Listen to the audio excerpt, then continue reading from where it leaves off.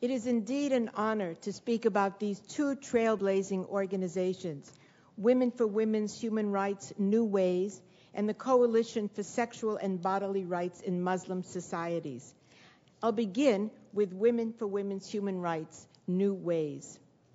From its inception in 1993, Women for Women's Human Rights New Ways has been a courageous and visionary beacon in the Islamic world, creating an agenda that is both highly strategic and effective.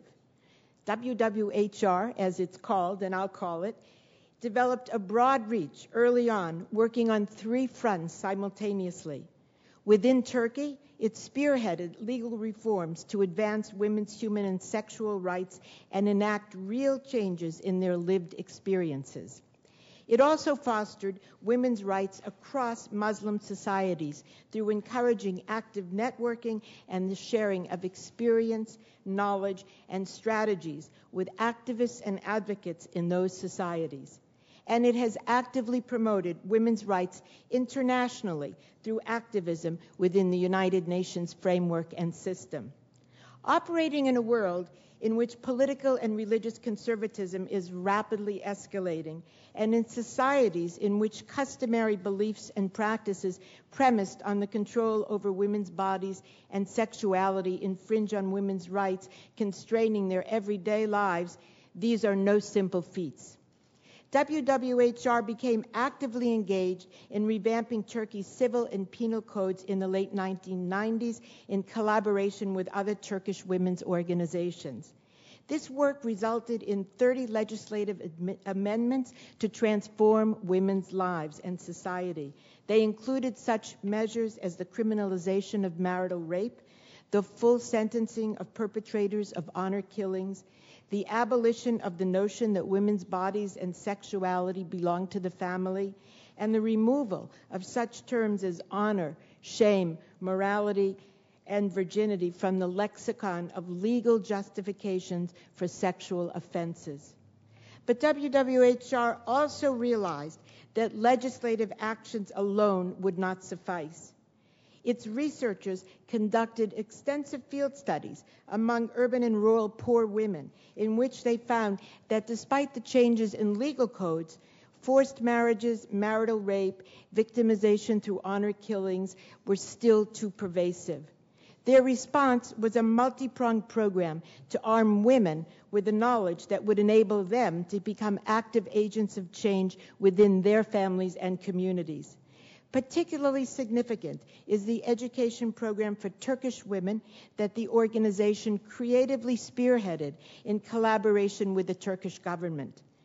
WWHR trained social workers employed in government-sponsored community centers throughout Turkey, which has reached 36 provinces and 4,500 women to date in a comprehensive program that draws connections between women's sexual and bodily rights, their civil and economic rights, and their right to be protected from violence, and that emphasizes the importance of women's political participation and organizing to all these efforts.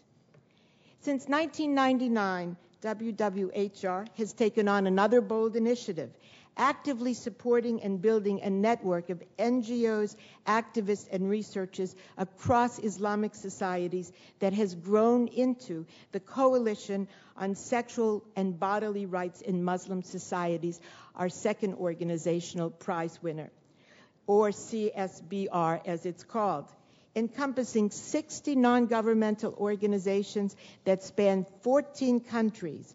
CSBR's aims are to build solidarity, critical thought, and advocacy strategies among sexual reproductive health and rights scholars and activists, and to enable them collectively to show that extreme traditional practices leading to the suppression and control of women are actually counter to Islam. CSBR has been courageous in undertaking its work in countries where public discussion about sexuality is taboo or illegal. Its recent conference organized in Tunisia, the first ever sexual rights conference held in that country, in which severe state-imposed constraints have restricted NGO meetings over the past 3 years, is an example of the network's determination and potential for bringing issues of sexuality and sexual rights onto public agendas. Both the Coalition for Sexual and Bodily Rights in Muslim Societies and Women for Women Human Rights New Ways are important vehicles for creating vital dialogue within the Islamic world around sexuality and human rights. They also are a strategic force for making visible to the global community the rights-based research and efforts of scholars and activists within Islamic societies. Over the past several decades, we have seen the myriad ways that active discrimination against women and public disregard for women's sexual and bodily rights breed all kinds of violence. In societies where women are without human rights, their bodies have increasingly become the battlegrounds on which struggles for control over resources and power are waged. We need brave organizations led by brave women to challenge the norms and practices within their own societies that condone this behavior and the ideologies that support these actions. Women for Women's Human Rights New Ways and the Coalition for Sexual and Bodily Rights in Muslim Societies are those brave organizations. We are proud to join today in acknowledging, celebrating, and thanking both organizations for their remarkable work and for inspiring us all.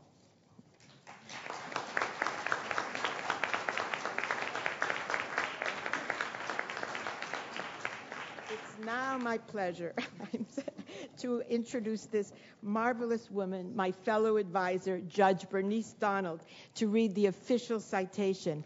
Judge Donald is a member of the Federal District Court for the Western District of Tennessee. Thank you. Bernice.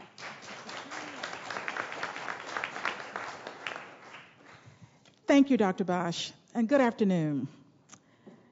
What an honor it is to be here this afternoon for the presentation of the 2007 Peter and Patricia Gruber Women's Rights Prize. I cannot express fully what an honor it is to serve on this committee and be a part of this phenomenal event. Peter Gruber has often said that women's rights are human rights, and that is true.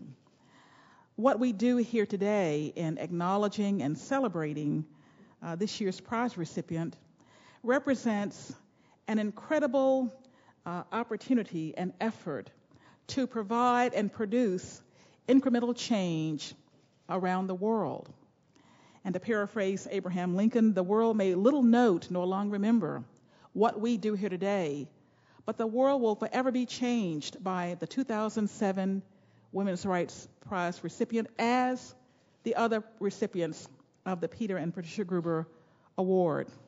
I view this as an organism that is injected into the collective body to continue and to spur on the change that our world so desperately needs. And I say again, thank you, Peter and Patricia Gruber, for caring enough to celebrate, acknowledge, and encourage these incredible people around the world. Thank you.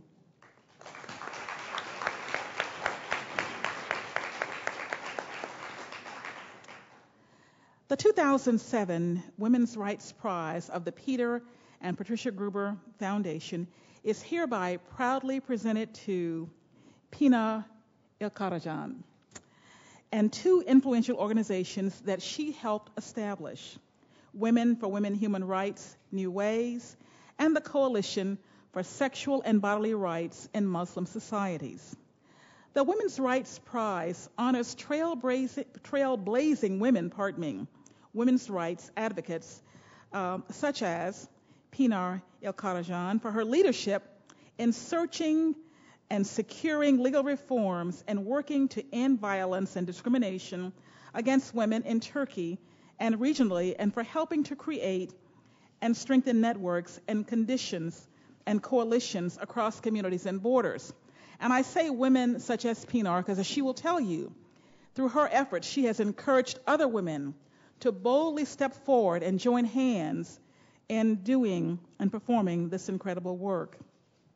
Women for Women Human Rights has played a critical role in advancing women's civil and reproductive rights and raising awareness about gender-based violence. The Coalition for Sexual and Bodily Rights in Muslim Societies has helped shatter myths across customs and religious practices and has united women's rights advocates from 14 countries in a sustained effort to protect women and girls. And you have just heard the wording of the citation that will be presented to Pinar on behalf of the organizations that she has founded. At this time, Pinar Ilkkaracan, please come forward to receive the 2007 Women's Rights Prize, and it will be presented by the founders, Peter and Patricia Gruber. Please join me in acknowledging and celebrating this event.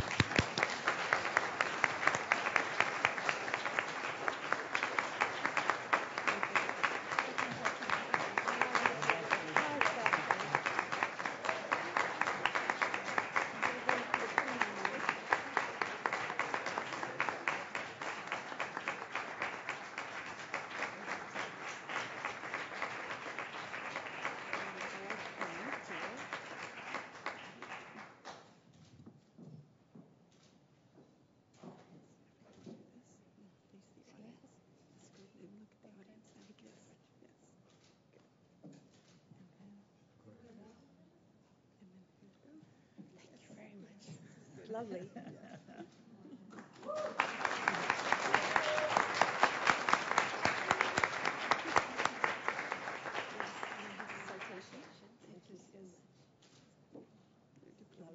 Thank you.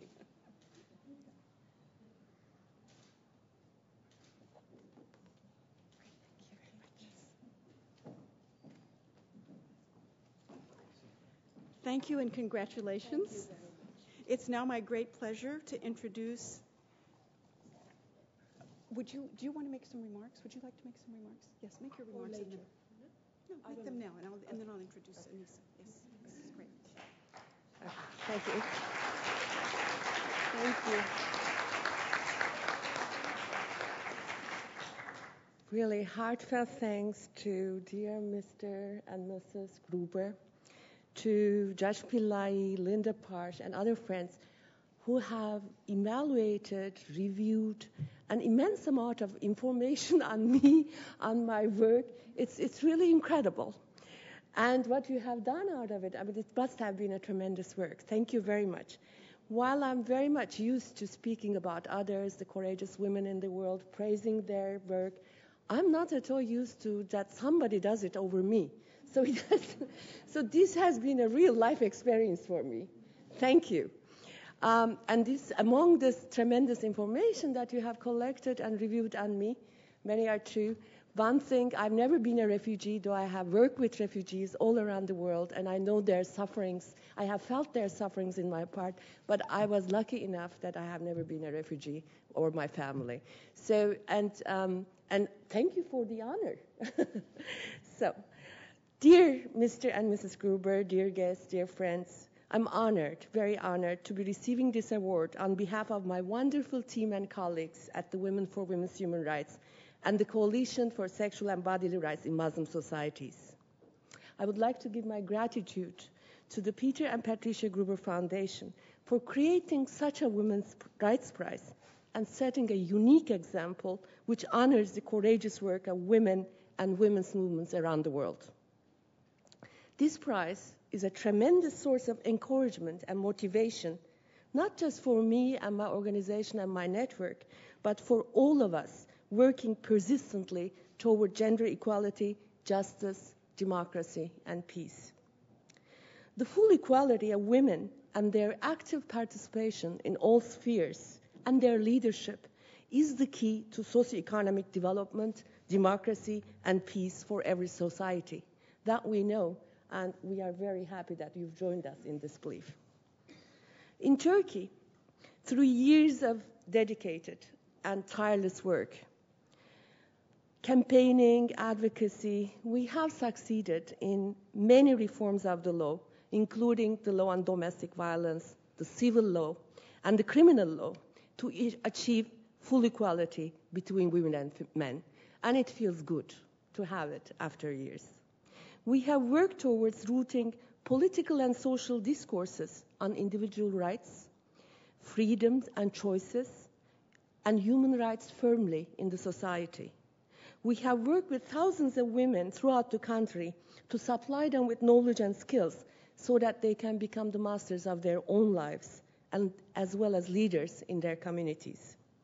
Through our network, the Coalition for Sexual and Bodily Rights, which extends from Morocco to Indonesia, we have built solidarity across diverse Muslim societies and movements and created a unique space to work together towards social change, the recognition of individual rights in Muslim societies, as well as bodily and sexual integrity for both for women and men.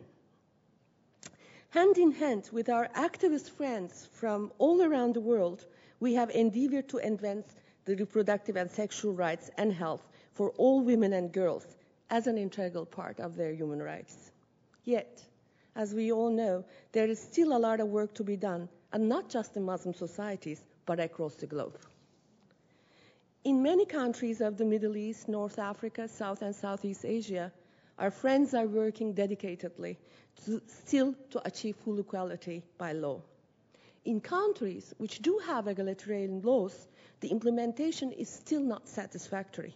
Therefore, for example, in Turkey, we have just started campaigning to have a constitutional reform that holds the state responsible for actual implementation of equality between women and men.